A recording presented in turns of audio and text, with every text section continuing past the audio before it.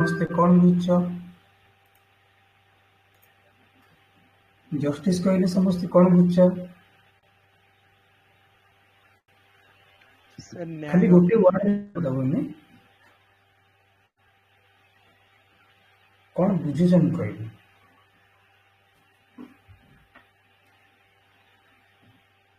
माने fairness, fair distribution of wealth and resources in a particular society, we call it as a justice. It is ହଁ, my opinion, sir. ଏବେ ଆଉ କାହାର କଣ opinion ଅଛି?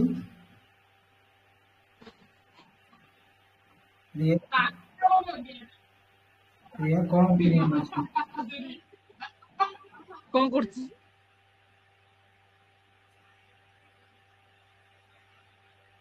ଆଉ କାହାର କଣ ଓପିନିଅନ ଅଛି? ସ୍ମିତା, ଅନନ୍ୟା, ଜୟଶ୍ରୀ, ପଦ୍ମିନୀ, ଏଲିନା, ପ୍ରିୟା, ପିହୁ ଆଜି କ୍ଲାସ୍ ଆଟେଣ୍ଡ କରିନାହାନ୍ତି। ତ ପିହୁ ମୋତେ କାଲିକି ପରଦିନ କଲ୍ କରିଥିଲେ। ତାଙ୍କ ସାଙ୍ଗ ଜଣେ କିଏ ସିଏ ନେଟ୍ ପାଇଁ ପ୍ରିପାରେସନ୍ କରୁଥିଲେ, ବଟ୍ ସିଏ କଣ ବ୍ରେକ୍ ନେଇଛନ୍ତି। ବ୍ରେକ୍ ନେଇଛନ୍ତି ଏଇଥିପାଇଁ ତାଙ୍କୁ ଏଜ୍ ହେଇଯାଇଛି 30+। ତ 30+ ହଉ 50+ ହଉ, ନେଟ୍ ଏକ୍ଜାମ୍ ସମସ୍ତେ ଦେଇପାରିବେ। ନେଟ୍ ଏକ୍ଜାମ୍ କଣ ପାଇଁ ଦରକାର ହୁଏ ଆମର?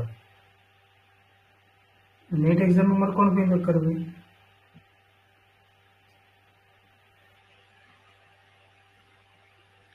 ହାୟର ଷ୍ଟଡି କରିବା ପାଇଁ। Fellowship, yes sir, higher studies. Higher study ପାଇଁ ମାନେ କଣ, ଆମେ PhD କରିବା, ତ ସେଥିପାଇଁ ନେଟ୍ ଦରକାର ହୁଏ। କାହିଁକିନା ବହୁତ ସାର୍ ସାରା କିଛି ୟୁନିଭର୍ସିଟି। ଶୁଭୁନି। ବସ୍ ଆସୁଛି ନା ପ୍ରଭାସ? Yes sir, voice आसଛି। ହଁ, ଟ୍ରାଏ କର ସ୍ମିତା ଟିକେ ନେଟୱାର୍କ ଏରିଆକୁ ବସିବାକୁ। ଅଲାମାନଙ୍କୁ ତ ଭଏସ୍ ଆସୁଛି। ହଁ, ତ କହୁଥିଲି ନେଟ୍ ଏକ୍ଜାମ୍ ଆମର କଣ ପାଇଁ ଦିଆଯାଏ? ହାୟର ଷ୍ଟଡିଜ୍ କରିବା ପାଇଁ। ମେନଲି ଆମେ ଯଦି କହିବା ତାହେଲେ PhD ପାଇଁ। ସମସ୍ତେ PhD ପାଇଁ ପ୍ରିପାରେସନ୍ କରୁଛନ୍ତି। ହେଲେ ତା ଦେହରେ ଗୋଟେ ସ୍କଲାରସିପ୍ ମିଳେ। ଯେଉଁମାନେ ନେଟ୍ରେ ଭଲ ମାର୍କ ରଖନ୍ତି ସେମାନେ GRF ପାଇଁ ସିଲେକ୍ସନ୍ ତାଙ୍କର ହେଇଥାଏ। ତ ସେଥିରେ ସେମାନଙ୍କୁ ଫେଲୋସିପ୍ ମିଳେ। ଭଲ ଭଲ ୟୁନିଭର୍ସିଟି ଫେଲୋସିପ୍ରେ ତାଙ୍କୁ ଭଲ ମନ୍ଥଲି ଗୋଟେ ସାଲାରୀ ଟାଇପ୍ର ଗୋଟେ ଇଏ କରେ, ପ୍ରୋଭାଇଡ୍ କରେ। ତ ସେଥିପାଇଁ ଏଜ୍ କ୍ରାଇଟେରିଆ ଅଛି GRF ପାଇଁ। ହେଲେ ନେଟ୍ ପାଇଁ କିଛି ଏଜ୍ କ୍ରାଇଟେରିଆ ନାହିଁ। GRF ପାଇଁ ଏଜ୍ କ୍ରାଇଟେରିଆ ହେଉଛି 30 years, ମୁଁ ଯେତିକି ଦେଖିଛି। ଆଉ କଣ ନା କୋଟା ଯୋଉ ସବୁ ଅଛି, SC ST OBC women quota, PWD quota, quota ପାଇଁ ଆଉ 5 years ରିଲାକ୍ସେସନ୍ ଅଛି। ହେଲା, ତ ଯେଉଁମାନେ ଆଫ୍ଟର 30 ବି ପ୍ରିପାରେସନ୍ କରୁଛନ୍ତି ତ ସେମାନଙ୍କ ପାଇଁ କିଛି ଇସ୍ୟୁ ନାହିଁ। ଯଦି ହଁ GRF ଲାଗି ଟ୍ରାଏ କରୁଛନ୍ତି ଦେନ୍ ଟିକେ ଦେଖିକି ସବୁ କ୍ରାଇଟେରିଆ ସେଇ ହିସାବରେ ଟ୍ରାଏ କରିବେ।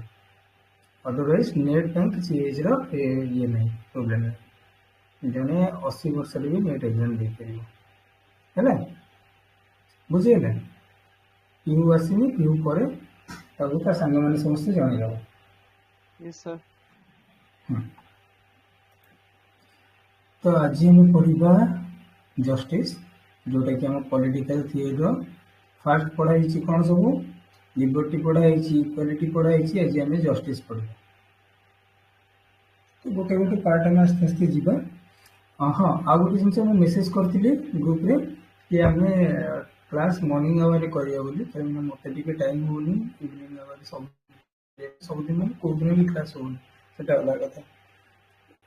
ଥରେ ଅଧେ କ୍ଲାସ୍ ହଉଛି। ଯଦି ମର୍ଣ୍ଣିଂ ଟାଇମ୍ରେ ହବ ଦେନ୍ ମୁଁ ବି ଟିକେ ଟାଇମ୍ ଦେଇପାରିବି। ସକାଳେ 7ଟା ବେଳକୁ ସମସ୍ତେ ରାଜି ଅଛ? 7ଟାରୁ 8ଟା ଘଣ୍ଟେ।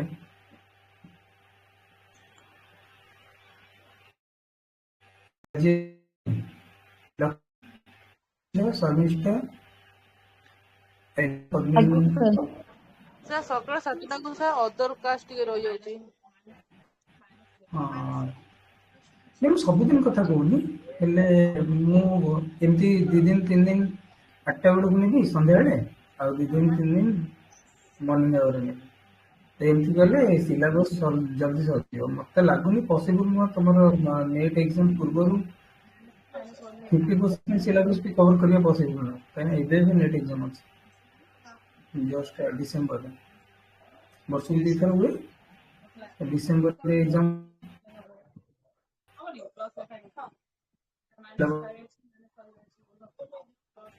अलग सब्जेक्ट था अलग ये पिला था सेमानकर ହେଇଯିବ ଯେମିତି कि देखो ओडिया जो मैंने नेट जेआरए पे प्रिपरेशन करछन्ती गोटे माराथन क्लास जने नहीं जीवो 6-7 घंटार पिला जदि अटेंडिंग की सुनिले देन ହେଇଯିବ लक्ष्मी ऑफ कर दियो माइक स्मिता माइक ऑफ कर दियो तो जो मैंने जदि गोटे माराथन क्लास निया ହେଇଯିବ सेमानकर ହେଇଯିବ काम हेले पॉली मैंने ओहो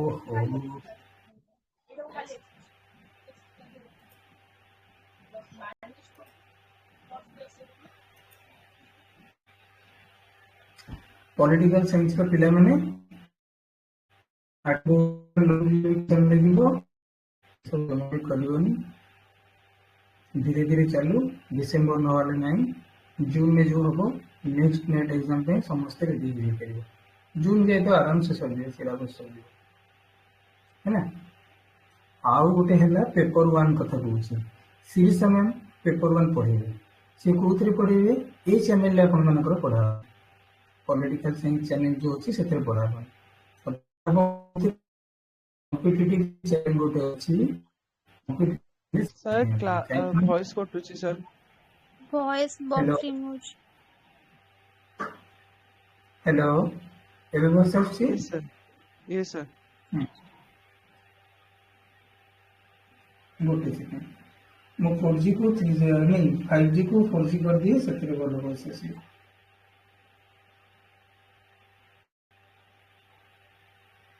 5G 4G गले बोलो बस आछि एबे बस आछि ठीक ठाक yes sir आज्ञा ମୁଁ କହୁଥିଲି पेपर वन लगी पेपर वन में कौन अच्छी जनरल रीजनिंग अच्छी एप्टीट्यूड अच्छी ये सब जिन ही अच्छी तो सहीटा खाली पॉलिटिकल साइंस पे नुह जो मैंने आमर दुईटा जिनस नेट जेआरए प्रिपरेशन होची वन इज कटिगला कोन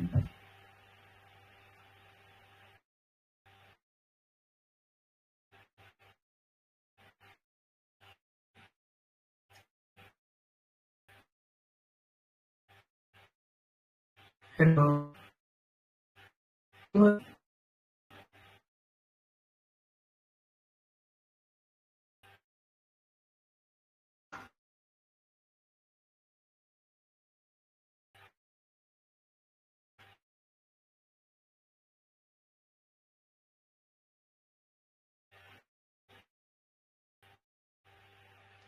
बस आछि yes sir सर हेलो हाँ तो जो कथा कहती नेट जेआरए कथा कहती हमर पेपर वन कथा कहती पेपर वन से कौन रोचे एप्टीट्यूड रीजनिंग रोचे आउ तुम मानकर जमी एप्टीट्यूड रीजनिंग रोचे आम आउ गोटे नेट जेआरए प्रिपरेशन करूँ से ओडिया ओडिया लिटरेचर आम नेट जेआरए प्रिपरेशन करूँ तार भी paper one same syllabus same तो आम एट ए टाइम दी जनकर सिलेबस को जब गोटे जगह कवर करूँ से आम कॉम्पिटिटिव चैनल में तार क्लास करूँ है बोधे मैम शिरीषा मैम बोधे आज क्लास रखी पिला किए हेले सी एक्चुअली भूली जाइए कि दुईटा ग्रुप रे अलग अलग मेसेज पकड़ पॉलिटिकल साइंस रे पकड़ पड़े आड़िया लिटरेचर जो अच्छी से पकड़ पड़े सी खाली कौन कर कॉम्पिटिटिव चैनल में नोटिफिकेशन पकड़ तो पिला किए अटेंड करना से 11टा 11:30 बेलू क्लास करेंगे नेक्स्ट टाइम से भी ध्यान रखिए और तुम मैंने समस्ते नोटिफिकेशन देखिए पेपर वन पे क्लास करियो बुझीगला एबे हम जीवा yes पाठ आड़ू आज्ञा सर पाठ कौन कहूँ जस्टिस कौन ये चिन्ह देखीच निकिति yes sir आपको कौन कह जाए इंग्लिश रे आ कौन कह जाए measure निकिति को measure मेजर कह जाए measurement मेजरमेंट माने माप ନୀତିଦେବ କ'ଣ କରେ? मेजरमेंट बोल तो बस ଆଚ୍ଛା ଦେଖିକି କହିବ ମୋତେ ହେଲା। ତ ଏଇଟା ମାନେ ଦେଖିଥିବ କୋର୍ଟରେ ସବୁବେଳେ ଗୋଟେ ଆଖିରେ ବନ୍ଧା ଥିବା ଗୋଟେ ଝିଅଟା ଛିଡା ହେଇଥିବ, ହାତରେ ଏଇଟା ଧରିଥିବ। ତ ନ୍ୟାୟ ହଉଛି ସବୁବେଳେ ଅନ୍ଧ, ସେ ସମସ୍ତଙ୍କୁ ସମାନ ଦୃଷ୍ଟିରେ ଦେଖେ। ଏପଟ ସାଇଡ୍ ଯେତିକି ବାହାରି ରହିବ, ଏପଟ ସାଇଡ୍ ସେତିକି ବାହାରି ରହିବ। ତ ସେଥିପାଇଁ ଜଷ୍ଟିସ୍ ପାଇଁ ଏଇ ଲୋଗ ହିଁ ୟୁଜ୍ ହୁଏ। ସେଥିପାଇଁ ମୁଁ ବି ଏଇ ଲୋଗ ରଖିଛି।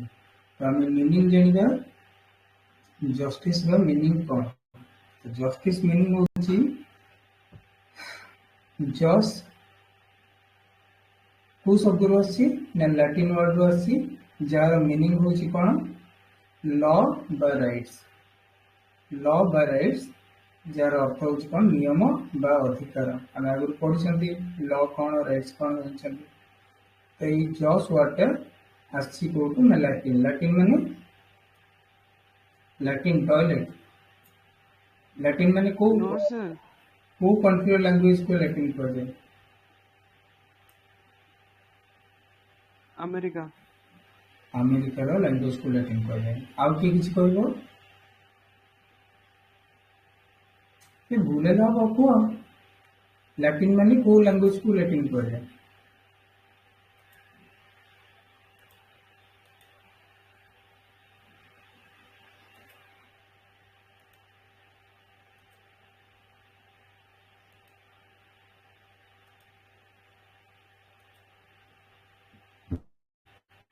କୋଉ ଲାଙ୍ଗୁଏଜକୁ ଲାଟିନ୍ କୁହାଯାଏ? ତମମାନଙ୍କ ପାଖରେ ଫୋନ୍ ଅଛି, ଫୋନରେ ଏଆଇ ଥିବ, ଗୁଗଲ ଥିବ, ଦେଖିବ କହିବ କ'ଣ ଅଛି। ଥରେ ନିଜେ ସର୍ଚ୍ଚ କରିକି ଯିଏ କହିଥିବ ତାର ନେକ୍ସଟ ଟାଇମ୍ ମନେ ଥିବ ସବୁ।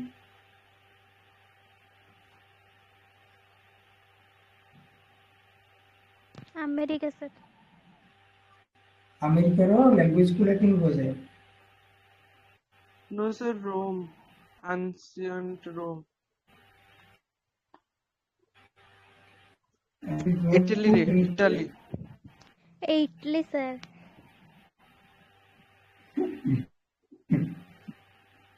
ଆଉ କ'ଣ ଆନ୍ସର ଅଛି? So the Latin language originated in the Latium region of the central Italy, which the city of Rome is located. It's spoken by the ancient Latin and through the expression by the Roman Republic and Empire. ତ ଯେତେବେଳେ Roman ସାମ୍ରାଜ୍ୟ ବହୁତ ବଡ଼ ଥିଲା, ସେ ଟାଇମରେ ସେ ବହୁତ ସାରା କଣ୍ଟ୍ରି ଉପରେ ରାଜ କରୁଥିଲା। ତ ସେଇ ଯୋଉ କଣ୍ଟ୍ରି ମାନଙ୍କ ଉପରେ ରାଜ କରୁଥିଲା, ସେ କଣ୍ଟ୍ରି ମାନଙ୍କରେ ଆଉ ନିଜ କଣ୍ଟ୍ରିରେ ସିଏ ଲାଟିନ୍ ଲାଙ୍ଗୁଏଜ ଗୋଟେ ସେତେବେଳେ ଚଲେଇଥିଲା। ତ ଲାଟିନ୍ ଲାଙ୍ଗୁଏଜ ଯଦି କହିବା, ଖାଲି ଏବେକା ଯଦି ମାନେ ଦୁନିଆକୁ ଦେଖିବା, ତାହେଲେ ତା ଦେହରେ ଇଟାଲିକ୍ ଆସୁଛି, ସେଥିରେ ଇଟାଲିକ୍ ମାନେ ସେ ରୋମାନ କଥା କୁହାଯାଉଛି, ସେ ଲାଙ୍ଗୁଏଜ ଆସୁଛି। ଫ୍ରେଞ୍ଚ, ସ୍ପାନିଶ, ପର୍ତ୍ତୁଗିଜ ଏ ଲାଙ୍ଗୁଏଜ ବି ଲାଟିନ୍ ହିଁ ଆସିଛି। ଯେମିତିକି ଆମର ସାଂସ୍କ୍ରିଟରୁ ହିନ୍ଦୀର ଜନ୍ମ, ଓଡ଼ିଆରେ ବି ଜନ୍ମ, ତାମିଲ, ତେଲୁଗୁ ଏସବୁ ଲାଙ୍ଗୁଏଜର ବି ଜନ୍ମ ହେଇଛି ସାଂସ୍କ୍ରିଟରୁ ବୋଲି କୁହାଯାଏ। ସେମିତି ଲାଟିନ୍ରୁ ବହୁତ ସାରା ୟୁରୋପିଆନ ଲାଙ୍ଗୁଏଜର ଜନ୍ମ ହେଇଛି ହେଲା। ତ ମେନ୍ ଲାଙ୍ଗୁଏଜ ହଁ ତାହେଲେ ସେ ଗୋଟେ ଲାଟିନ ଆମେରିକା ବୋଲି ଯୋଉ କୁହାଯାଏ, ସାଉଥ ଆମେରିକା ଯୋଉଟା ଯୋଉଟା ଥାଏ, ଯୋଉଟା ସାଉଥ କଣ୍ଟିନେଣ୍ଟ ଟା। ଆମେରିକା, ସାଉଥ ଆମେରିକାରେ ସେଠି କ'ଣ ହେଇଥିଲା ନା ବହୁତ ସାରା କଣ୍ଟ୍ରି ୟୁରୋପକୁ ଯାଇକି ଶାସନ କରିଥିଲେ। ତ ସେଠି ମ୍ୟାକ୍ସିମମ୍ ଆଜ୍ଞା ଦେଶ ଥିବ, ସେଠି କ'ଣ ନା ସ୍ପାନିଶ କୁହାଯାଏ ଆଉ ଫ୍ରେଞ୍ଚ କୁହାଯାଏ। ଗୋଟେ କଣ୍ଟ୍ରି ଅଛି ଯୋଉ କଣ୍ଟ୍ରିରେ ପର୍ତ୍ତୁଗିଜ କୁହାଯାଏ। କୋଉ କଣ୍ଟ୍ରି? ସେ ଫୁଟବଲରେ ବହୁତ ଫେମସ। ସେଇ କଣ୍ଟ୍ରି ଗୋଟେ ପ୍ଲେୟାରର ନାଁ ବ୍ରାଜିଲ। Brazil, right. ତ ବ୍ରାଜିଲରେ ପର୍ତ୍ତୁଗିଜ କୁହାଯାଏ, ଆଉ ବାକି ପ୍ରାୟ କଣ୍ଟ୍ରିରେ ଫ୍ରେଞ୍ଚ ଆଉ ସ୍ପାନିଶ ହିଁ କୁହାଯାଏ। ତ ସେଥିପାଇଁ ସେଠି ଲାଟିନ୍ ଲାଙ୍ଗୁଏଜ ଚାଲୁଛି ବୋଲି ତାକୁ ଲାଟିନ୍ ଆମେରିକା ବୋଲି କୁହାଯାଏ। ବୁଝିଗଲା? ମନେ ରଖିବ, ସାଉଥ Yes ଆମେରିକାରେ sir. ଯଦି ଆମେ ଏ ବି ସି କହିବା, ଜିଓମେଟ୍ରିରେ ଯଦି ଜିଓମେଟ୍ରି ପଢିବା, ତାହେଲେ ଏ ବି ସି କ'ଣ? ଏ ବି ସି 3ଟା ପଏଣ୍ଟ, यदि जियोग्राफी रे हमें एबीसी कहबा देन सेटा कोन अर्जेंटीना ब्राजील चिली ताको ही बुझा जाए है ना। ये तीनटा कंट्री होची फुटबॉल ले बहुत फेमस और ये तीनटा कंट्री कहबा गले लैटिन अमेरिका बा साउथ अमेरिका रो डेवलप कंट्री ब्राजील अर्जेंटीना और चिली बुझिएला। तो सेठी मैक्सिमम फ्रेंच स्पेनिश स्पेनिश तो अधिक पड़ जाए फ्रेंच कम पड़ जाए स्पेनिश अधिक कंट्री पड़ जाए और पोर्तुगीज भी गोटे दुटा कंट्री पड़ जाए जहाँ भर ब्राजिल होची सबुठ बड़ है बुझीगला। तो से जॉस वर्ड आसी जार मीनिंग होची कौन लॉ और right. Justice refers to fairness, moral rightness and equality in distribution of benefits and burdens in society।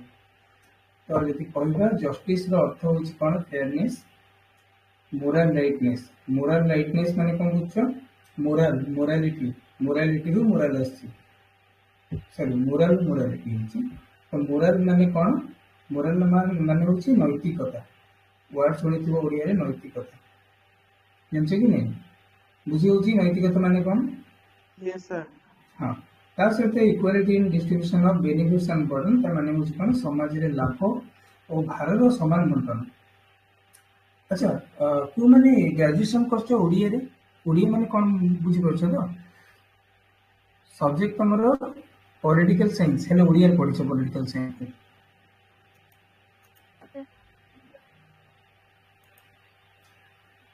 Odia रे पॉलिटिकल साइंस किए पढिछ ग्रेजुएशन किए करछ मु करछि सर। आउ आउ समस्त सर इंग्लिश इंग्लिश में अच्छा शर्मिष्ठा अनन्या जयश्री पद्मिनी इंग्लिश रे करथिली इंग्लिश रे इंग्लिश रे करथिली तो इंग्लिश रे कले करछंती माने समस्त के इजी हो नेट जे रे पे नेट रे तो अलग किसी लैंग्वेज नहीं इंग्लिश और हिंदी रे ही एग्जाम है ओडिया पिला जो माने ओडिया रे पढिछंती पॉलिटिकल साइंस को टिके हाड़ टिके बेसी नहीं टिके ही हाड़ तो मु ओडिया भी साथ साथ ओडिया ही पढ़ी तो से लगी जो माने ओडिया रे भी करछंती ग्रेजुएशन से मन भी जे है ना। तो मुझे जो कथा कहती justice refers to fairness moral rightness and equality in distribution of benefits and burden in society.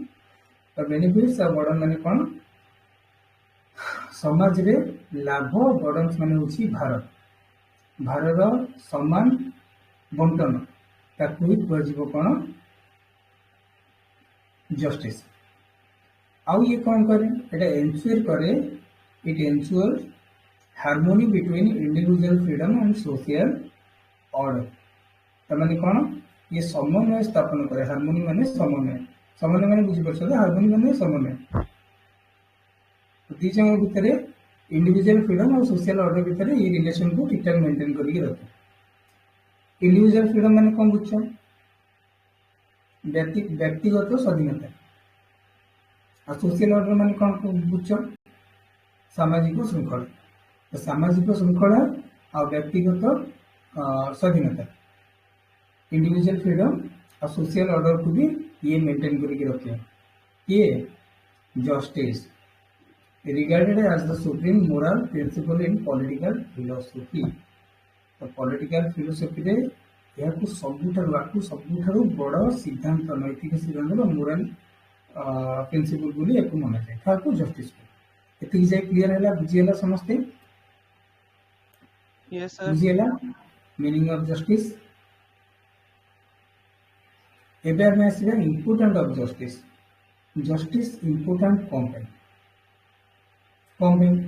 बहुत सारा पॉइंट लिखा है अभी तू फर्स्ट पॉइंट किए बुझेब foundation of political and social order समस्त गोटे गोटे पॉइंट बुझे ठीक अच्छे प्रभास फास्ट बुझे दियो आउ थे देखा yes sir. Sir foundation of political and social order माने होची जेमति कि हमर राजनैतिक एवं सामाजिक क्षेत्र रे श्रृंखलार प्रथमे अयम आरंभ करिवा जहाँकि जस्टिस द्वारा ही संभव हो पारिबो। जेमति कि वर्तमान आमे देखुछंती ଆଜ୍ଞା पूरा ठीक नेक्स्ट पॉइंट अच्छे हमर कोन गाइड्स लॉ ସାର୍ ଆଉ କିଛି राइट କହିବି ନା ସେତିକି? नेक्स्ट आउ की कहबो प्रभास कहि देले तांकर प्रिया भी कहबे कौन करे जस्टिस आउ कौन करे गाइड लॉ करे लॉ हाँ गाइड करे लॉ को लॉ और राइट्स को और ड्यूटी को गाइड करे। गाइड करे ठीक तो लॉ माने कौन लॉ माने नियम राइट्स माने अधिकार ड्यूटीज माने होची कर्तव्य फंडामेंटल ड्यूटीज हम आगु पढिछन तो ये तीनटा जिंस को गाइड करे किए ना जस्टिस तापरे नेक्स्ट पॉइंट की कहबो क्लियर कहि देला Sharmistha balances liberty and equality help करे Equality, हाँ तो स्वाधीनता लिबर्टी इक्वालिटी समानता से दुईटा को भी बैलेंस करके रखे कि जस्टिस नेक्स्ट पॉइंट होची कोन promotes peace harmony and welfare एटा जे कहि दबो से ठीक पिला से पाठ पढुची अनन्य कहबो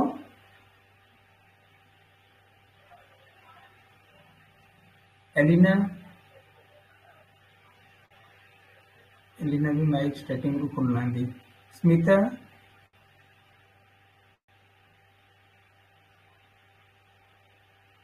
रानी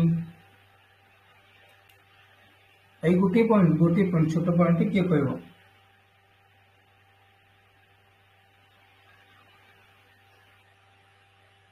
सब तो आम कहबो सार किसी कहबे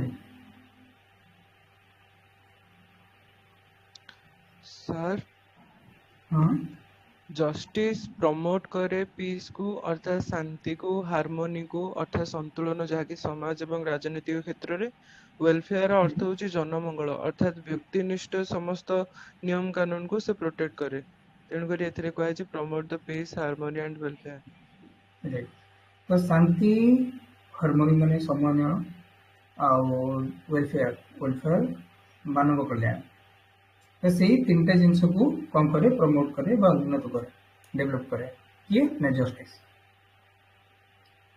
तो कोर क्वेश्चन होची what is a just society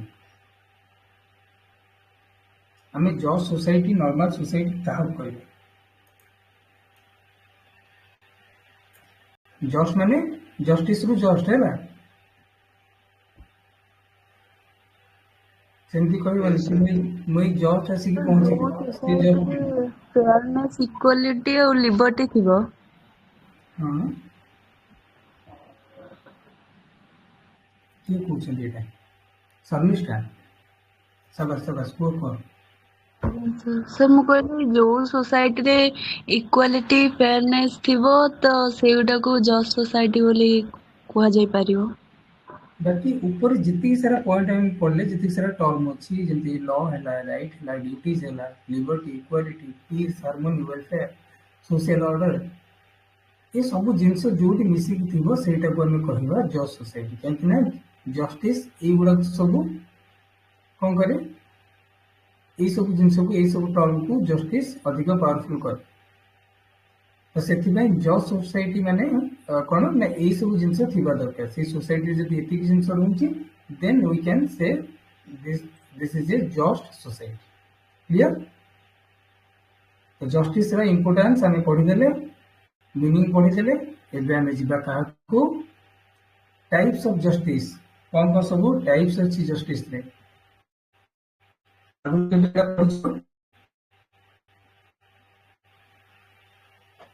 आगु के पढ़ी सब टाइप्स ग्रेजुएशन टाइम रे ये सर सेठी जूम करी हबो कि बापा जूम करी होनी अच्छा हबो सर एटा प्रेजेंटेशन ये कर दियंतु हे जिवो हेले मु बैक करी परिबे मु बैक करछि देखुछि कोन सेटा करि परिबे मु भी जूम कर दूछि ଏବେ ଦେଖାଯାଉଛି କି? ଆଜ୍ଞା ସାର୍। Yes sir. ତ ଟାଇପ୍ସ ଅଫ ଜଷ୍ଟିସ୍ ସବୁ କଣ ଅଛି ମେନଲି ଯଦି କହିବା ପାଞ୍ଚଟା ଅଛି, ଆହୁରି ଅଛି ପାଞ୍ଚଟା ଆମେ ଦେଖୁଛନ୍ତି। ତ one is distributive, then procedural, retributive, compensatory, social. এই পাঁচটা ডিস্ট্রিবিউটিভ মানে কোন? ডিস্ট্রিবিউটিভ যদি কইবা তাহলে সেটা কুযায়ে ডিস্ট্রিবিউশন ডিস্ট্রিবিউটিভ বন্টনাত্মক ন্যায়। এটা কাହାର ଯଦି କହିବା କାହାର ଥିଓରିଜରେ ଅଛି, କାହାର ଲରେ ଅଛି, ମାନେ କିଏ ଏ ତିନିଟା ଦେଇଛନ୍ତି। ମେନଲି ଆରିଷ୍ଟୋଟଲ ଆଉ ରଲ୍ସ ଏଇ ଦି ଜଣ ଡିଷ୍ଟ୍ରିବ୍ୟୁଟିଭ ଜଷ୍ଟିସ୍ ଉପରେ ଅଧିକ ଫୋକସ କରିଛନ୍ତି। ତ ସିଏ କହିବା କଥା କଣ? ସମସ୍ତଙ୍କ ମଧ୍ୟରେ, ସମସ୍ତଙ୍କ ଭିତରେ ସମାନ ଆଉ ନ୍ୟାୟସଙ୍ଗତ ଭାବରେ ଯଦି ସମ୍ପଦକୁ ବଣ୍ଟନ କରାଯାଉଛି ସେଟା କୁହାଯିବ distributive. Fair distribution of resources, resource ମାନେ ବୁଝୁଥିବ ସମ୍ପଦ, ତାକୁ ଯଦି ଆମେ ଫେୟାରଲି ଡିଷ୍ଟ୍ରିବ୍ୟୁଟ କରୁଛନ୍ତି, ଯଦି ରାଜ୍ୟ ଫେୟାରଲି ଡିଷ୍ଟ୍ରିବ୍ୟୁଟ କରୁଛି ସମସ୍ତଙ୍କ ଭିତରେ, ଦେନ୍ this is called distributive justice. Clear? As per Aristotle ଆଉ ରଲ୍ସ। ତାପରେ ଆଉ ଗୋଟେ ଆସିଲା କଣ? ପ୍ରୋସିଜୁରାଲ। ପ୍ରୋସିଜୁରାଲ କଣ? ଯୋଉଠି ପ୍ରୋସେସ ଥିବ, ପ୍ରୋସେସ ରୁ ପ୍ରୋସିଜୁରାଲ ଆସିଛି। Fairness in laws and process. ତ ସିଏ କଣ କହିଛନ୍ତି? ଡିଷ୍ଟ୍ରିବ୍ୟୁଟିଭ ପ୍ରୋସିଜୁରାଲ ଏଇ ଦିଟା ହଉଛି ତାଙ୍କ ଭିତରେ କହିବାକୁ ଗଲେ ଆଣ୍ଟିପାର୍ଟି। ଡିଷ୍ଟ୍ରିବ୍ୟୁଟିଭ ମାନେ କଣ? ଡିଷ୍ଟ୍ରିବ୍ୟୁଟିଭ ମାନେ ସମାନ ଭାବରେ ରିସୋର୍ସେସକୁ ଡିଷ୍ଟ୍ରିବ୍ୟୁସନ କରିବାକୁ ହେଇଗଲା ଡିଷ୍ଟ୍ରିବ୍ୟୁଟିଭ। କିନ୍ତୁ ଏଠି କଣ? ପ୍ରୋସିଜୁରାଲରେ କଣ? Fairness in laws and process. ଆର ମାନେ କଣ? ନିୟମ ହିସାବରେ ଯଦି କେମିତି ବୁଝେଇବି?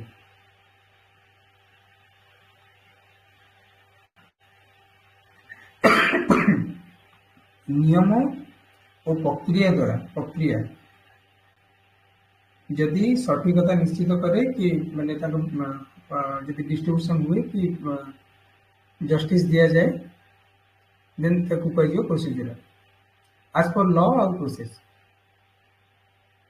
ଜଣକୁ ଜଷ୍ଟିସ ଯଦି ଦିଆଯାଉଛି ଆଜ ପର ଲ ନିୟମ ଅନୁସାରେ ଆଉ ପ୍ରୋସେସ ହିସାବରେ ଯଦି ଜଷ୍ଟିସ ଜଣକୁ ମିଳୁଛି ଫେୟାରନେସ୍ ଭାବରେ, ସେଟାକୁ ଆମେ କହିବା ପ୍ରୋସିଜୁରାଲ। ବୁଝିଗଲା? କ୍ଲିୟର? डाउट रहा? आउ थे कହୁଛି, ଯଦି ଲ ହିସାବରେ ମାନେ ନିୟମ ହିସାବରେ ଆଉ ପ୍ରୋସେସ ହିସାବରେ ଜଣକୁ ଫେୟାରନେସ୍ ଜଷ୍ଟିସ ଦିଆଯାଉଛି, ତାକୁ କୁହାଯିବ ପ୍ରୋସିଜୁରାଲ ଜଷ୍ଟିସ। ଏବେ କ୍ଲିୟର? କ୍ଲିୟର ହେଲା ନା? Yes sir. ଆଜ୍ଞା ସାର୍। ହଁ, ଆଉ କାହାର କି ଡାଉଟ? ସର୍ଭିସଟା ନାଇଁ ସାର୍। ଠିକ ଅଛି। ଆଉ ରହିଲା କଣ? ରିଟ୍ରିବ୍ୟୁଟିଭ ଜଷ୍ଟିସ। ରିଟ୍ରିବ୍ୟୁଟିଭ ଜଷ୍ଟିସ ମାନେ କଣ? ଯଦି ଜଣେ ନିୟମ ନ ମାନୁଛି ତାକୁ ଫେୟାର ପନିଶମେଣ୍ଟ ବି ଦରକାର, ହଁ କି ନା? ମୁଁ ଯଦି ଆଜ୍ଞା ଏଇଭଳିଆ ସାର୍। ଗୋଟେ ଲୋକ ହେଉଛି ରାସ୍ତାରେ, ତାହେଲେ ମତେ ବି ପନିଶମେଣ୍ଟ ଦବ ରାଜ୍ୟ, ମତେ ଜେଲରେ ପୁରେଇବେ, ମୋ ଉପରେ ମୋକଦ୍ଦମା ଚାଲିବ। ତ ସେ ସବୁ ଜିନିଷ ହଉଛି ପନିଶମେଣ୍ଟ। ଯଦି ଜଣେ ରଙ୍ଗ ଡୁଇଂ କରୁଛି, ଭୁଲ କାମ କରୁଛି, ତାକୁ ଫେୟାର ପନିଶମେଣ୍ଟ ଦବା ବି ଗୋଟେ ଟାଇପର ଜଷ୍ଟିସ, ଯାହାକୁ କୁହାଯାଏ ରିଟ୍ରିବ୍ୟୁଟିଭ। ରିଟ୍ରିବ୍ୟୁଟିଭ ହେଲା, ଯାହାକୁ ଓଡ଼ିଆରେ କୁହାଯିବ କଣ ନା ରିଟ୍ରିବ୍ୟୁଟିଭ, ପ୍ରତିଶୋଧାତ୍ମକ ନ୍ୟାୟ। ବୁଝିଗଲା? ଦେନ୍ ହେଲା କଣ ଆମର? ଗୋଟେ ହେଲା କମ୍ପେନସେଟୋରୀ ଜଷ୍ଟିସ। କମ୍ପେନସେଟୋରୀ ଜଷ୍ଟିସ କଣ? ବେଳେ ବେଳେ ଦେଖ,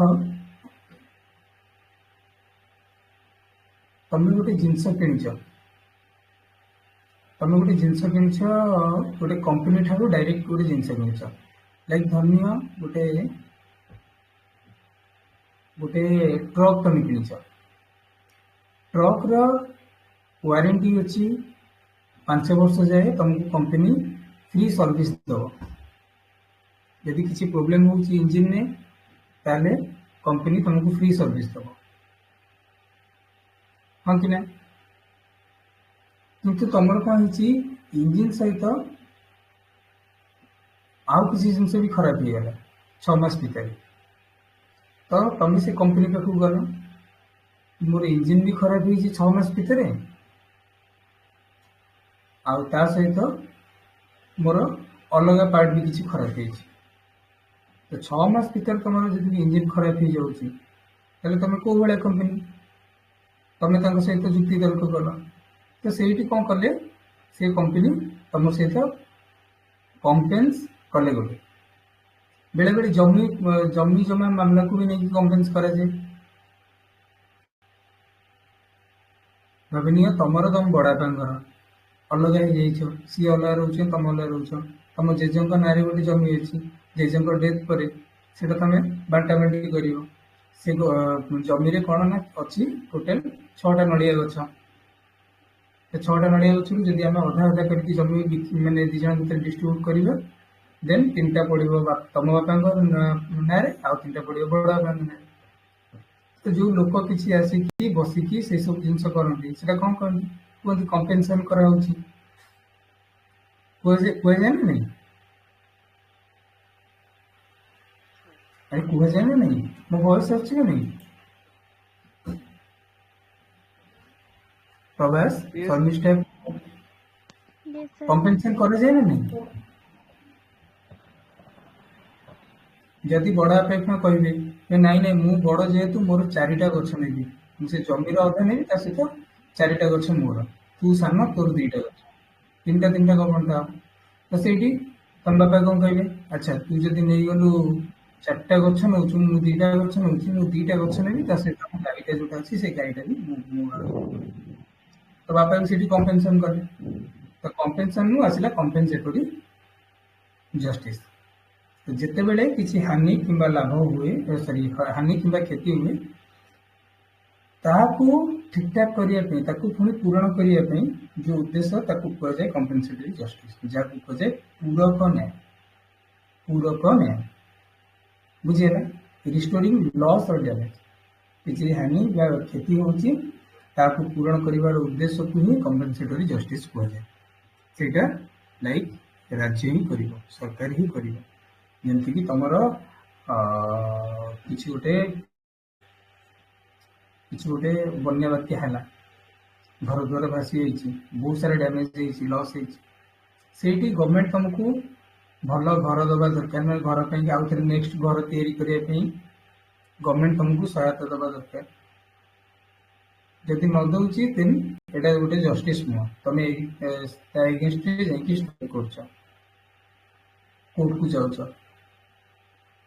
प्राकृतिक विपर्यय है से एत क्षयक्षति है गवर्नमेंट किसी करनी है तो कंपेनसेटरी बुझीगला एबे लास्ट वन हूँ सोशल जस्टिस माने कौन समस्त डिग्निटी और अपॉर्चुनिटी अधिकार इक्वल एक्सेस दबाटा हूँ सोशल जस्टिस समस्त को डिग्निटी माने बुझीपार डिग्निटी ओडिया मीनिंग कौन हम मर्यादा अच्छा पूरा सेंटेंस टा पढ़ले बुझिया डिग्निटी कहले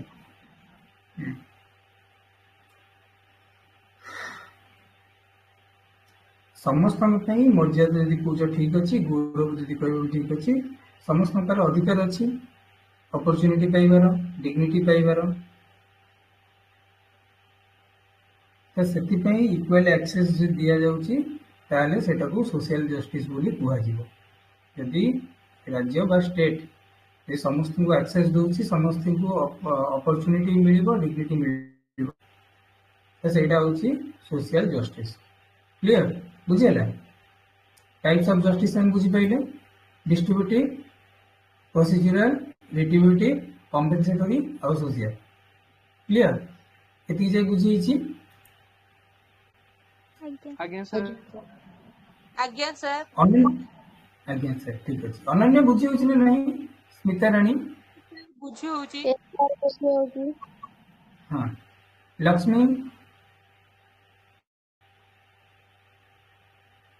लक्ष्मी क्लास रे नहीं नेम चेंज करो स्ट्रेंजर ମିଳିଲେ ତା ପଣ୍ଡେ ବୁଝି ହଉଛି।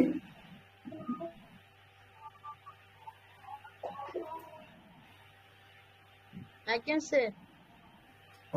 ଯୋଉ ଡାଉଟ୍ ହବ ପଚାରିବ। ମିଳିଲେ ତା ପଣ୍ଡେ ଫାର୍ଷ୍ଟ କ୍ଲାସ୍ ରେ ଆଜ୍ଞା ଆଜ୍ଞା ସାର୍।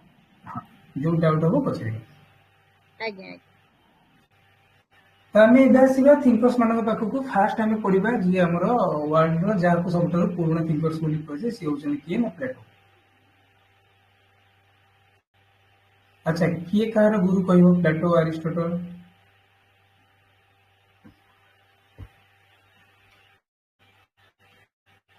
ପ୍ଲାଟୋଙ୍କ ଶିଷ୍ୟ ଆରିଷ୍ଟଟଲ ନା ଆରିଷ୍ଟଟଲଙ୍କ ଶିଷ୍ୟ ପ୍ଲାଟୋ?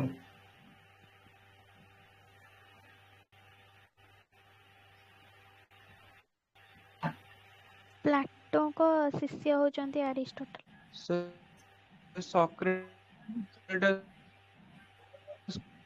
Right right. ପ୍ରଭାସ ବହୁତ ଶିଷ୍ୟ ପୁରା ସର୍ଟ ହେଲେ। ହଁ ହଉଛନ୍ତି ପ୍ଲାଟୋ। ପ୍ଲାଟୋଙ୍କ ଶିଷ୍ୟ ଆରିଷ୍ଟଟଲ। ସାର୍ ଭଏସ୍ କଟ୍ ହଉଛି, ଶିଷ୍ୟ ଶୁଭୁନି ଭଏସ୍ କ୍ଲିୟରଲି। କଟୁଛି। ପ୍ରଭାସ ଭଏସ୍ କଟୁଛି। ଆଲେକ୍ସାଣ୍ଡର। ଠିକ ଅଛି ପ୍ରଭାସ। ତ ସକ୍ରେଟିସଙ୍କ ଶିଷ୍ୟ ହଉଛନ୍ତି ପ୍ଲେଟୋ, ପ୍ଲେଟୋଙ୍କ ଶିଷ୍ୟ ହଉଛି ଆରିଷ୍ଟଟଲ। ଦ ତ ଗ୍ରେଟ୍। ଆମେ ସକ୍ରେଟିସ ପରେ ତ କିଛି ପାଇନାହାନ୍ତି ଆଜି ସେ ନିଜର କିଛି ଲେଖା ଛାଡିକି ଯାଇନାହାନ୍ତି। ତମେ ଯେତେବେଳେ ହିଷ୍ଟ୍ରି ପଢିବ ଦେଖିବ ପ୍ଲାଟୋଙ୍କୁ, ସକ୍ରେଟିସକୁ ଆଉ ଆରିଷ୍ଟଟଲକୁ ବୁଝିବ, ସେତେବେଳେ ଦେଖିବ ରିଏଲ ସକ୍ରେଟିସଙ୍କର କିଛି ଆଜି ଯାଏ ଲେଖା ନାହିଁ। ସକ୍ରେଟିସ ବହୁତ ସାରା ନଲେଜ ଦେଇଛନ୍ତି ଥ୍ରୁ ତାଙ୍କର ଷ୍ଟୁଡେଣ୍ଟସଙ୍କ ଦ୍ୱାରା। ମେନଲି ପ୍ଲେଟୋ ବହୁତ ସାରା ଜିନିଷ ଲେଖିଛନ୍ତି। ଆଉ ସିଏ ମେନଲି ସକ୍ରେଟିସ ଏଇଆ କହିଛନ୍ତି ବୋଲି ସେଇ ଜିନିଷ ଗୁଡାକୁ ଲେଖିଛନ୍ତି। ନିଜର ଯେତିକି ନଲେଜ ନୁହଁ, ସିଏ ଅଧିକ ତାଙ୍କ ଗୁରୁଙ୍କ ନଲେଜକୁ ସ୍ପ୍ରେଡ କରିଛନ୍ତି। ତ ପ୍ଲାଟୋଙ୍କ ହିସାବରେ କନସେପ୍ଟ ଅଫ ଜଷ୍ଟିସ କଣ? ତାଙ୍କର ଗୋଟେ ବୁକ୍ ଥିଲା, ସେ ବୁକ୍ ଲେଖିଥିଲେ ସିଏ। ବୁକ୍ ର ନାଁ ଥିଲା ଦ ରିପବ୍ଲିକ। ଯୋଉ ବୁକ୍ ଥିଲା ତାଙ୍କର, ସେ ବୁକ୍ ରେ ଜଷ୍ଟିସ ବିଷୟରେ କିଛି କିଛି ଧାରଣା ମିଳେ, କିଛି କିଛି ମାନେ ତା ବିଷୟରେ ଜଣା ପଡେ। ସିଏ କିନ୍ତୁ କଣ ନା, ସିଏ ଅଲଗା ଟାଇପ ର ଲୋକ, ସେ ଟାଇମର ଲୋକ। ସେ ଟାଇମରେ ଭାବ କେତେ ବର୍ଷ ପୁରୁଣା ଲୋକ। ତ ସେଇ ଟାଇମରେ ଜଷ୍ଟିସ ତାଙ୍କ ପାଇଁ ଗୋଟେ ଅଲଗା ଜିନିଷ ଥିଲା। ଲାଇକ୍ ସିଏ ଜଷ୍ଟିସକୁ ସୋଲ ସହିତ ଲିଙ୍କ କରୁଥିଲେ। ସୋଲ ମାନେ ବୁଝିପାରୁଥିବ ଆତ୍ମା। ଜଷ୍ଟିସ ହଉଛି ହାରମୋନି ଅଫ ଦ ସୋଲ ଆଣ୍ଡ ସୋସାଇଟି। ତା ମାନେ ହଉଛି କଣ? ଆତ୍ମା ଆଉ ସମାଜର ସମନ୍ୱୟ ହଉଛି ଜଷ୍ଟିସ। ବୁଝିହେଲା?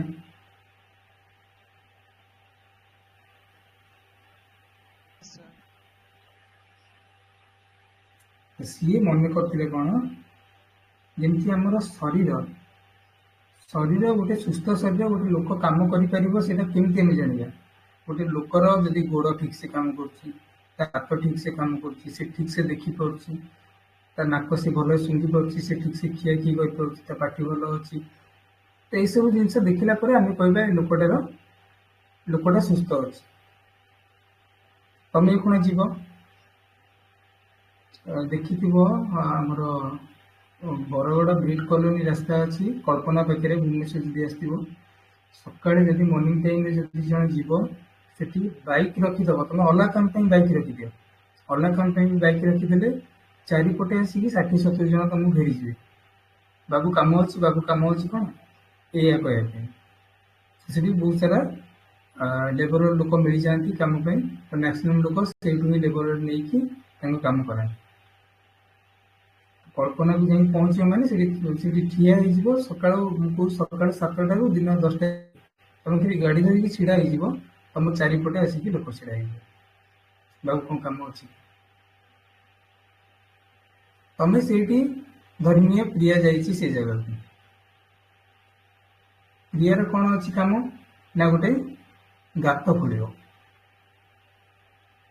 ସିଏ ସେଠି ଯାଇକି ଦେଖିବ 10ଟା ଲୋକ ଆସିକି ତାକୁ ଘେରିଗଲେ। ମ୍ୟାଡମ କଣ କାମ ଅଛି? ମ୍ୟାଡମ କଣ କାମ ଅଛି? ନା ଆମର ଗୋଟେ ଇଲେକ୍ଟ୍ରିକ ପୋତା ଯିବ ଘର ପାଖରେ, ତ ସେଥିପାଇଁ ଗୋଟେ ଗାତ ଖୋଳା ହବ। କି ଆମର ଗୋଟେ କୂଅ ଖୋଳାଯିବ। ସେଥିପାଇଁ ଲୋକ ଦରକାର। ମତେ ଗୋଟିଏ ଲୋକ ହିଁ ଦରକାର। ମୁଁ ଅଧିକ ଆଫୋର୍ଡ କରିବିନି, ଗୋଟିଏ ଲୋକ ଦରକାର। ତ 10 ଜଣ ଲାଇନରେ ଛିଡା ହେଇଛନ୍ତି। ପ୍ରିୟା କାହାକୁ ନବ?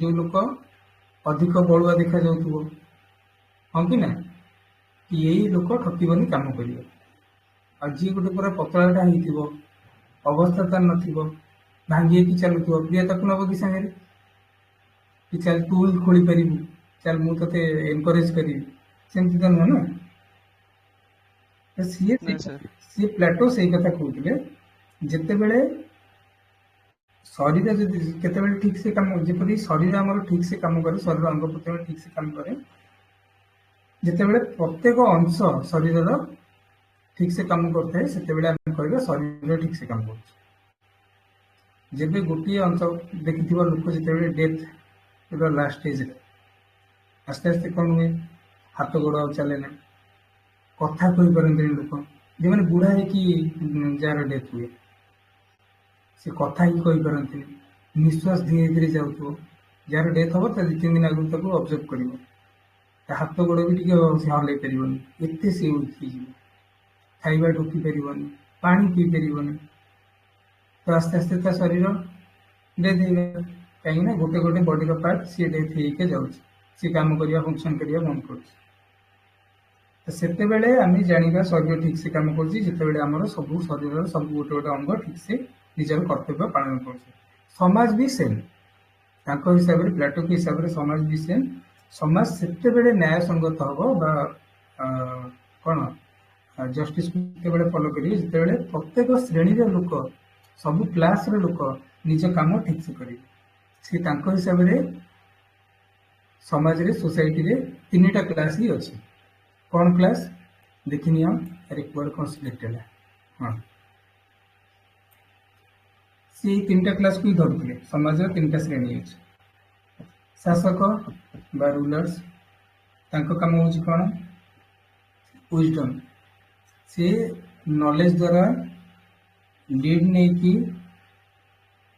शासन करती आ कौन करती समस्त भल सिद्धांत दिखती राज्य चलाती देन रही सेकेंड क्लास जो मैंने सोल्जर से कम कौन से साहसर प्रतीक करेज साहसर प्रतीक से समाज को सुरक्षित और नियम रखती है तो रूलर कौन करे सी पूरा रूल करे रूल करने सहित से डिसीजन बनाए डिसीजन निए नुआ रूल रेगुलेशन सब बनाए जो लोक मैंने ठीक से चली पारे सोल्जर मान कम से करेज प्रतीक करेज सहित से कौन करेंगे सोसाइटी को प्रोटेक्ट करेंगे सहित से जो लॉ बनाई रूलर द्वारा से लॉ को केमती मन की चले तापर रही ये मैंने होती क्लास 3 लोक थर्ड क्लास लोक को मैंने श्रमिक हेले वर्कर्स सहित आहरी अलग अलग सामान जो मैंने रही जो मैंने काम करती से वर्कर्स तो से काम कौन से काम होती टेम्परेन्स सिंबल टेम्परेन्स मैंने कौन बुझ टेम्परेन्स मैंने संयमता तो तांको काम होची सी समाज सबु काम निजर साधन को देवे निजको से समाज किसी गोटे कम निजको से लगे कम सहित से सब रूल रेगुलेशन ये सब जिन को मानवे 3 जन जदि क्लास 3टा क्लास जो अच्छी 3टा क्लास जदि निज निज काम ठीक से करेंगे देन जाकि समाज रे न्याय स्थापन हम और समाज ठीक से चलो सोसाइटी ठीक से वर्क कर बुझीगला जितेबले आंक भितर जड़े लोक भी ठकिब निज काम निज कर्तव्य ठकिब से सोसाइटी ठीक हो पार सोसाइटी भूल बाट को पड़े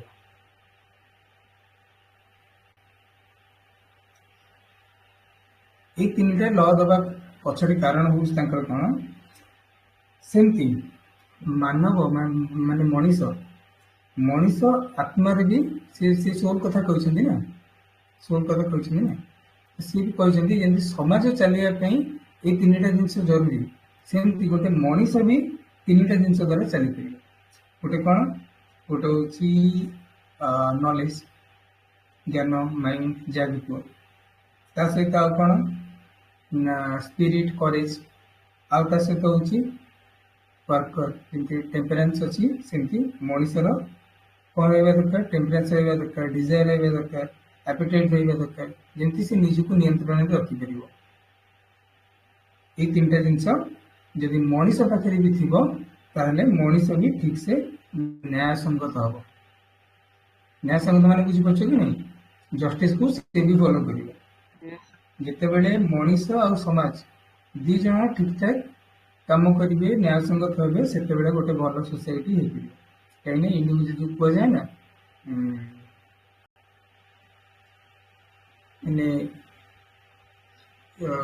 गांधीजी गोटे थिला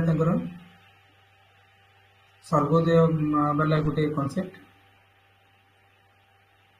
डेवलपमेंट से हम जो गोटे गाँ डेभलप कर तो से मनीष जदि निजे डेभलप कर आस्ते आस्ते गोटे मनीष जब इंडिविजुअल जब डेभलप कर विजडम करेज टेम्परेन्स को रखिकी देन ताक पाख लोक मैंने भी डेभलप करेंगे सोसाइटी भी डेभलप करेंगे हिसाब से जस्टिस हूँ कौन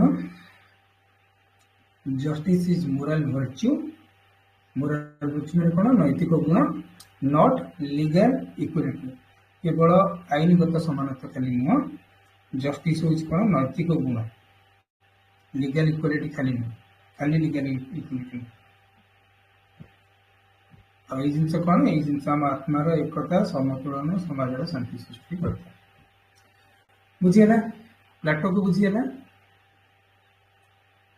तो प्लाटोंकर ये तीन जिनस को Yes, sir. मन देख ये तीन जिनस प्लाटोंकर बहुत इम्पोर्टेंट अनन्या अनन्या थिला ना क्लास रे अच्छा लेट टिके आउते सुन टिके पानी पी दी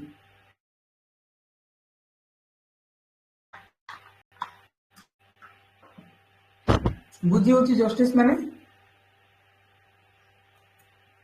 तार किसी डाउट Yes, हो sir. ना भल लागुची Yes, sir. स्कूल पिला वाले के पूछी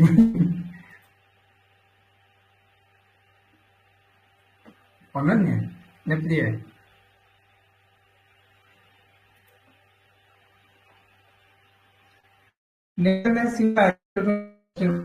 जस्टिस अरिस्टोटल प्लाटो को टिके एक्सट्रा किसी एपट सेपट कर एपट सेपट मैंने भल ही कही एत बड़ थिंकर हिसाब से धरा जाए से भल ही कही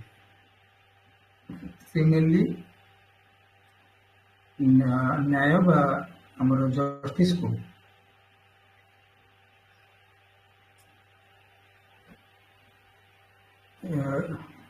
अरिस्टोटल कॉन्सेप्ट हाँ तो सी गोटे बुक अच्छी से बुक ना हूँ निकोमाचियन एथिक्स निजर लिखा आउ गोटे बुक लिखा पॉलिटिक्स तो ये दीटाक निकोमाचियन एथिक्स और पॉलिटिक्स ये दीटाक जस्टिस डिस्कसन कर अरिस्टोटल बाबा तो अरिस्टोटल बाबा ये डिस्कसन कर सारा कौन कौन डिस्कसन कर मेनली से दीटा जिन को डिवाइड कर देते गोटे जनरल जस्टिस गोटे पर्टिकुलर जस्टिस जनरल जस्टिस मान हूँ कौन साधारण न्याय आ पर्टिकुलर जस्टिस मान हूँ कौन विशेष न्याय विशेष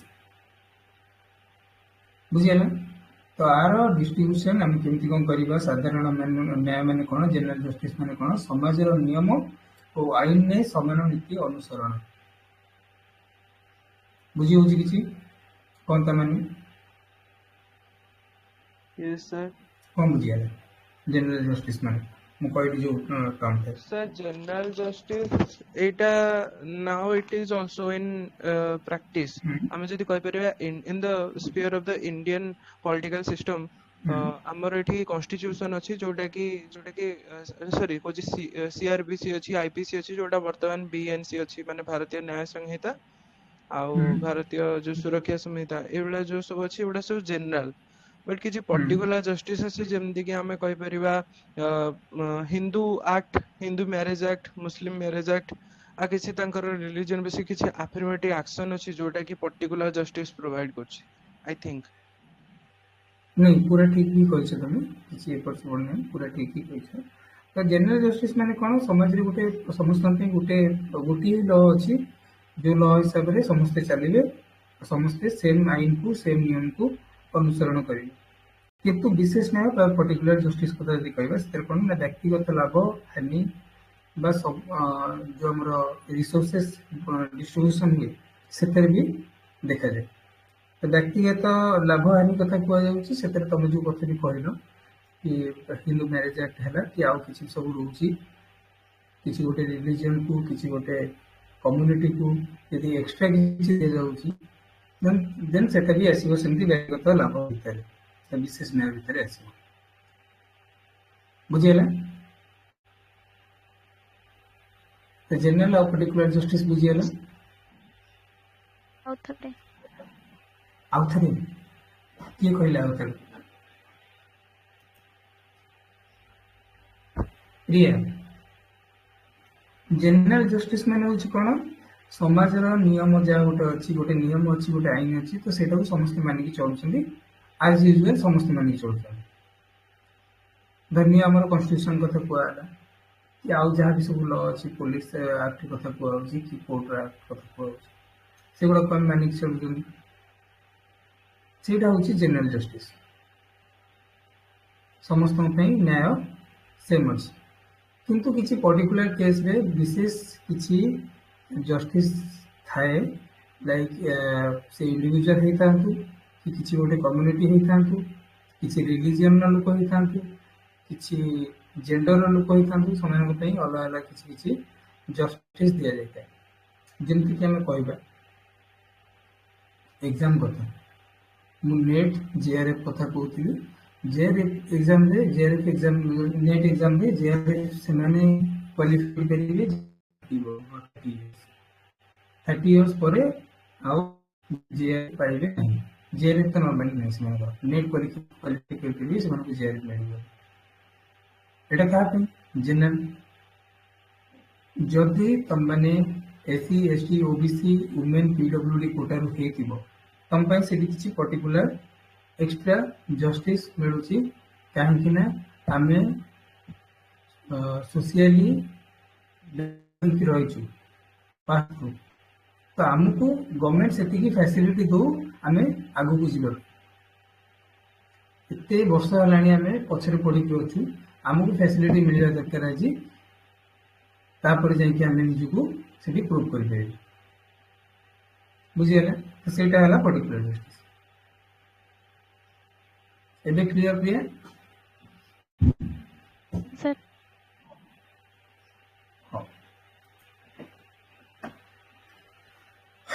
तापर मैं सीधा कौन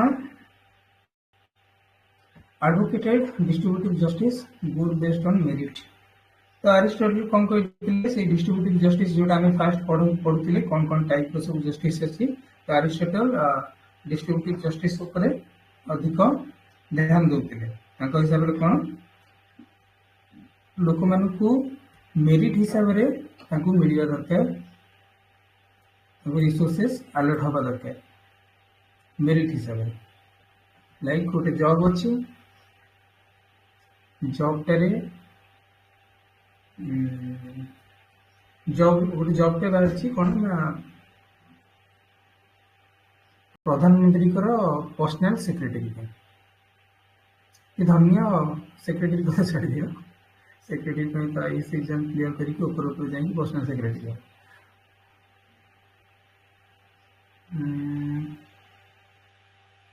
फैमिली कथा ही धन्य फैमिली कथा हूँ तमें तुम भाई दी जन अच्छा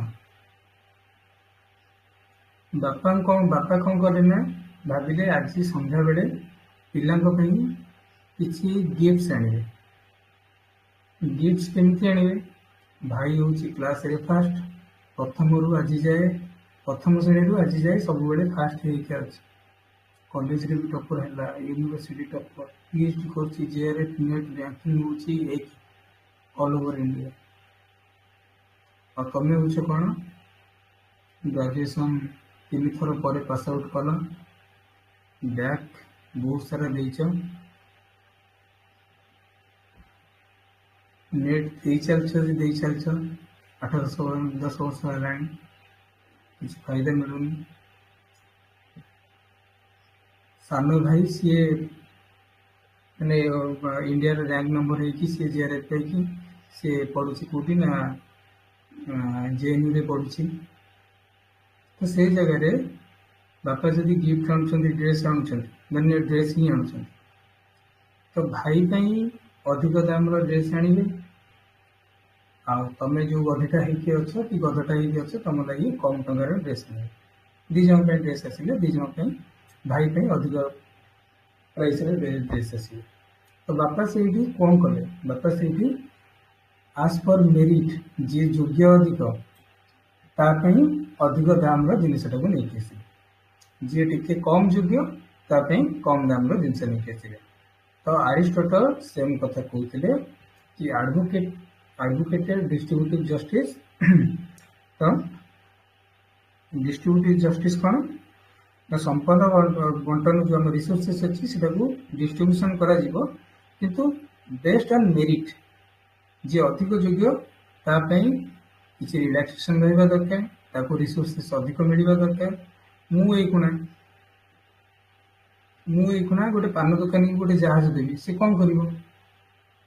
ଏଇଖୁଣା ଫେସବୁକର ମାଲିକଙ୍କୁ ମୁଁ କରିଦେବି କାହାକୁ ଯିଏ ମାନେ ପଞ୍ଚମ ଯାଏ ପାଠ ପଢିଥିବ ତାକୁ ଫେସବୁକର ମାଲିକ କରିଦେବି, ସେ କଣ କରିପାରିବ?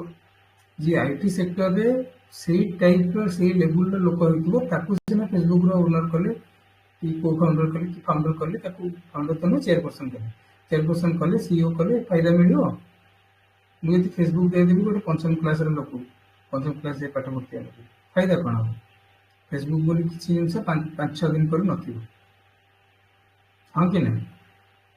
ଯଦି ଆମର ପ୍ରାଇମ ମିନିଷ୍ଟର ଲେଖି ଜାଣିନଥିବେ ନିଜ ନାଁ, ଭାବିଲ କେତେ ଅସୁବିଧା ହବ? ତ ସିଏ ସେଇ କଥା କହିଛନ୍ତି। ଟିପୋ ଚିହ୍ନ ବୁଝିଲେ ପାଇଁ ନା? କାମ କରିବେ। ଆଚ୍ଛା, ଏବେ ବୁଝିହେଲା? Yes, sir. Last point, Yes, sir. justice is proportionate equality, not absolute equality. तो ତା ମାନେ ହେଉଛି କ'ଣ?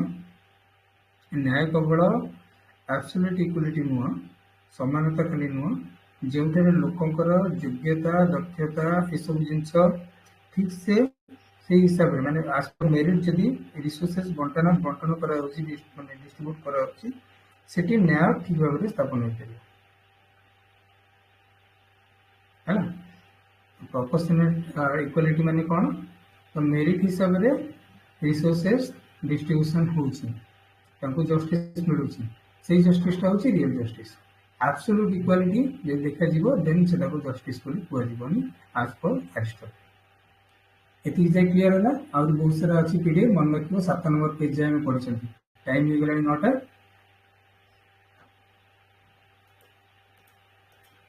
Yes, sir.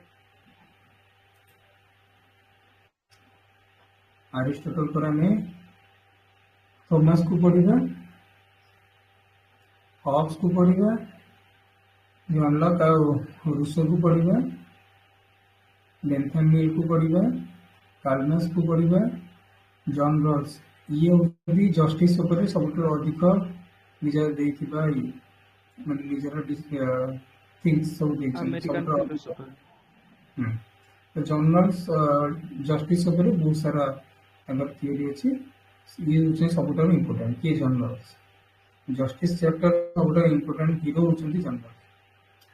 ତାପରେ ରବର୍ଟ ନଜିକ୍ ପଢିବା, ଅମର୍ତ୍ୟ ସେନ୍, କାହିଁକିନା ତାଙ୍କୁ ଆମେ ଷ୍ଟାର୍ଟିଂରୁ ଧରି ଚାଲିଛନ୍ତି, ଇଣ୍ଡିଆନ୍ ଲୋକ। ଫେମିନିଷ୍ଟ ଅଛି, ଗାନ୍ଧିଆନ୍ ଇଣ୍ଡିଆନ୍ ଭ୍ୟୁ ପଢିବା, ଇଣ୍ଡିଆନ୍ କନଷ୍ଟିଟ୍ୟୁସନରେ କ'ଣ କ'ଣ ଜଷ୍ଟିସ୍ ଅଛି ସେସବୁ ପଢିବା। ତାପରେ ଆମେ କମ୍ପାରେଟିଭ୍ ଆନାଲିସିସ୍ କରିବା। ହେଲା, କୋଶ୍ଚିନ୍ ଆଜି କିଏ ଲେଖିବ ଆନ୍ସର? କିଏ ଲେଖିକି ଦେବନି? ମୁଁ କୋଶ୍ଚିନ୍ ଆଜି ଗୋଟେ ପଠେଇବି, ଲେଖିକି ଦେବ ନା ନାହିଁ? ଯେବେ ଯାଏ Yes, sir. କୋଶ୍ଚିନ୍ ଆନ୍ସର କିଏ ଅଛନ୍ତି ଆଜି କ୍ଲାସରେ? ଠିକ୍ ଅଛି, ମୁଁ ଫଟୋ ଉଠେଇବି। ପ୍ରଭାସ, ପ୍ରିୟା, ଶର୍ମିଷ୍ଠା, ସ୍ମିତା, ଲକ୍ଷ୍ମୀ, ମିଲିଲତା। କୋଶ୍ଚିନ୍ ଦେବି, ଯଦି ତମମାନଙ୍କ ଭିତରୁ ଜଣେ ବି କିଏ ଆନ୍ସର ନ କରୁଛି ତାହେଲେ ନେକ୍ସଟ କ୍ଲାସ୍ 15 ଦିନ ପରେ ହବ। ରାଜି ସମସ୍ତେ? No, sir. ହଉ, ସମସ୍ତେ ଟ୍ରାଏ କରିବେ। ମୁଁ କୋଶ୍ଚିନ୍ आंसर ଦଉଛି, लिखी दबो सर। ହଁ ମୁଁ କୋଶ୍ଚିନ୍ ପଠେଇ ଦଉଛି ହେଲା। आज जी क्लास है सेटा मु रेकॉर्डेड वीडियो पठे दूची पूरा पीडीएफ शेयर करी केबे आज ही कर दूची पीडीएफ शेयर तो मैंने पढ़ी भी नब मत भी इजी हम बुझे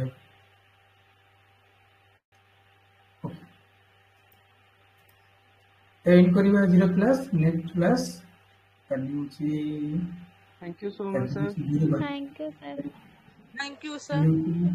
thank you thank you thank you कल मंगलवार कल क्लास देखिए ट्राई करी से 8टा बेलू आज्ञा sir. Again. Thank you sir. Thank you good night समस्त को Sir, आप कोडी जॉब करछंती? अच्छी गोटे कंपनी Okay, sir.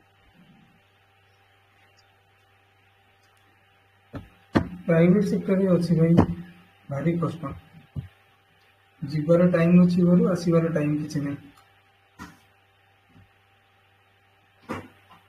से क्लास नहीं पार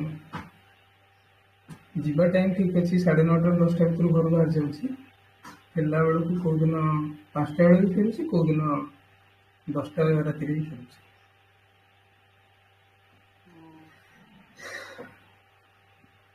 ठीक अच्छे एंड कर समस्त bye good night Good night, sir. Good good night night sir.